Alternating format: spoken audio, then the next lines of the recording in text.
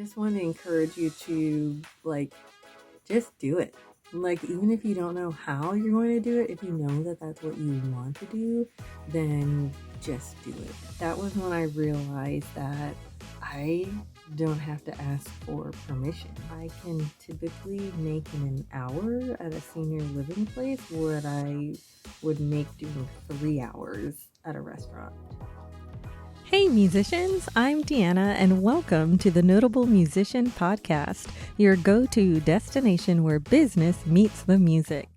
There was a time when I thought I wasn't good enough to do this. Have you ever doubted yourself as a musician and wondered, should I be doing this? Well, I'm going to share with you some things that helped me to get through it because you can too. So, when I started this journey, I knew that I wanted to perform and that I wanted to get gigs and either work for myself or work for someone else, but I knew performance was the basis of what I wanted to do. And I wasn't quite sure how to do that. So I had a friend who was singing in senior living, he was doing weddings, he was going to restaurants, and I was like, okay, yes, this is what I want to do. So he invited me to go to a senior living. It was right around the corner from my house. So I thought, okay, yeah, I could do that. It's not too far. He had all the equipment, he had the contact. And I was like, okay, yeah, I can tag along and see if this was something for me. Well, I loved it and I wanted to pursue this, but I had no idea how I was supposed to do this. So in the beginning, I was very doubtful because, as I said, he had the equipment. I had no equipment at all. I didn't have a microphone, I didn't have speakers, nothing. And, I was thinking, how am I supposed to do this? Well, I had to get scrappy. I worked at a church and we had this extra amp that was just sitting around. And I asked, oh, can I borrow this whenever I get a gig? And they were like, sure, it's not being used. And then they had some microphones that were like kind of beat up. And I said, can I borrow the microphone too? And they're like, sure, you can borrow that. So in the beginning, I just kind of jumped in, didn't have any equipment, didn't have any contacts. My friend was great and he gave me the names of a few activities directors and I called them, I emailed them and just started putting myself out there. The the doubts came in when I would get a booking and then I would be like, "Oh no. What do I do now?" Because my friend pretty much did the show and I sang 2 songs. Now, I'm a professional, so I had tons of songs, but I had to get like all of this put together. Like I said, didn't have the right equipment. I was like, how am I supposed to do this? So I got scrappy. I got the amp, I got the microphone, and then now how am I going to play music? Well, I would bring my laptop and I would put my list of tracks in order and I would play them from my iTunes. That's how I started. I still can't believe that. I can't believe that that's what I did. And so I put together an hour show because typically in senior living they want an hour of entertainment. They have cocktail hour typically before dinner, and they sometimes have themes and different things like that. So, I like dressing up, so I had plenty of dresses and different things like that. And my brand really has stayed true to me. I haven't changed really that much as far as the way that I present myself and the types of music that I sing. So, in the beginning, my music choices, I look back at it now and just like cringe. So, I would choose songs that I knew, and then of course I would learn some new songs. So, singing was fine, but I also said that I was a pianist, which I am, but that's my secondary instrument. So, I had to learn, some songs, But I started with the songs that I already knew. I was classically trained, so I played classical piano music, and that's what I did. So I just want to encourage you to just do it. Like, even if you don't know how you're going to do it, if you know that that's what you want to do, then just do it. So, what changed my mind from being doubtful about doing this? Um, I took a business class from Jerry Judge about gigging. And so I think it's called Gigging Musicians. And I took a course from him and I learned about the business side of music. And a lot of times we're not taught that when we go to music school. In music school, we're taught, how we're supposed to sing, how we're supposed to play our instrument, and then we graduate and they don't tell you how you're supposed to make money from that, right? You can sing great, you can play great, but you don't know where to go to get jobs or to get music or to make a living or how to even do that. So I took this course and it just opened my eyes to the things that I needed to do. And that was when I realized that I don't have to ask for permission. I do not have to ask anyone for permission to go after the life that I envision for myself and for my talent. A lot of times we are taught that there's someone else out there who's going to do it for us, that they are going to give us the record deal, or they are going to go out and find the jobs for us and then pay us, and then we don't have to worry about anything. And I'm not saying that's a bad thing. I'm just saying that if you are cut from the entrepreneurial cloth, that you should go out there and do it for yourself. That doesn't mean that you can't work for someone else. I still get hired by other people and other organizations, and that's fine. But the majority of the work that I get comes from me and me doing these certain things. And that's how I get booked. And I, you know, people will look at me now and be like, oh my goodness, she's always booked. And they don't see like the amount of effort that it takes for that to happen. And even though I am at this place in my career where I am being booked on a consistent basis, don't get me wrong, I'm not where I dream that I can be yet, but I'm on my way there, and I'm definitely further along than when I started.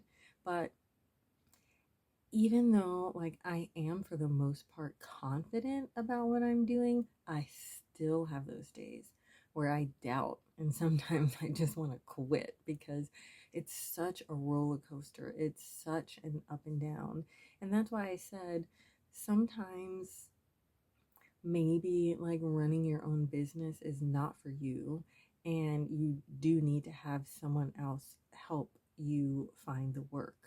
But for the people who, like booking your own gigs and setting up your business is something that is interesting to you and you think that you've got what it takes to do that, then you got to go for it. But you do have to understand that it is a lot of up and down. Sometimes you're just wondering like am I really honestly supposed to be doing this? I've had those days. I've thrown myself across the bed and I'm like, Jesus, what? Why?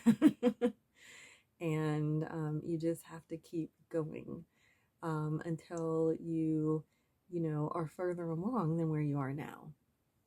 I don't want to say, get to your destination because I don't think it is a destination. I think the process is the destination. One of the things, the places where I am right now, I'm in the process of growth and I'm focusing on visibility. And I will probably talk about this in a future video and maybe prompt you and encourage you to be more visible with your artistic talents. But this growth section that I'm in is just really helping me to really hone in and focus on who I truly am as an artist and actually who I've always been, if that makes sense. So, a lot of times we're taught to go out and find ourselves. Like, go look at examples or find out what this person is doing and learn from this person and try to do this person and try to do this. And what I realize is that you don't have to go find yourself.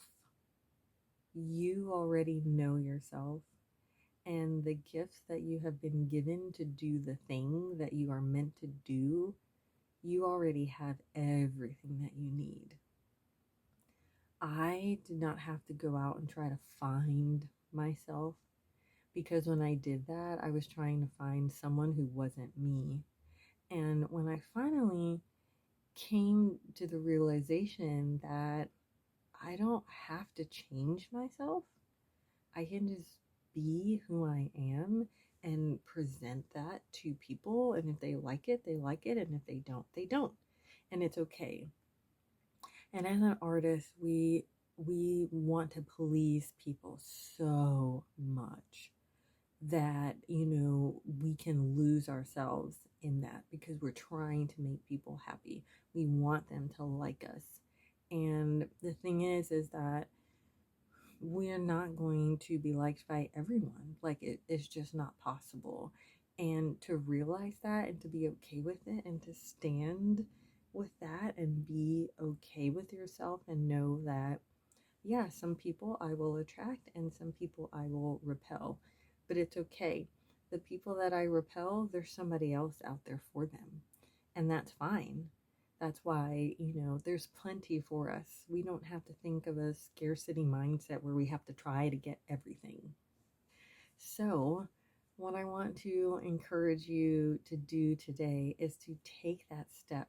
If you are interested in like performing and having a career in music, just go ahead and start it and do it. And so, I want to share with you some of the things that I do, which I'll show you some of these on another video. But there's one in particular I want to share with you.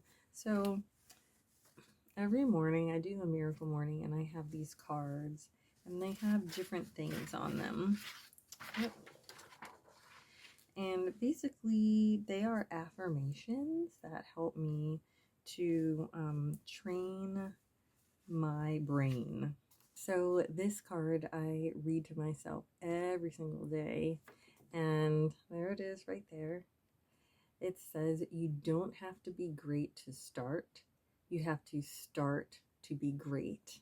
That was a quote that I found. And then down at the bottom, I said, take a step today.